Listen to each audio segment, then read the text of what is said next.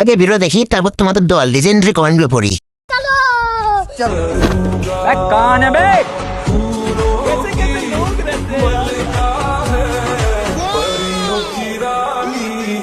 आइए देखते हैं बैठ मजा आएगा।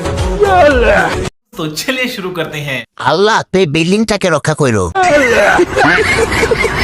4 জন বসে খেলা যাবে, 1 জন বসে লেখা যাবে।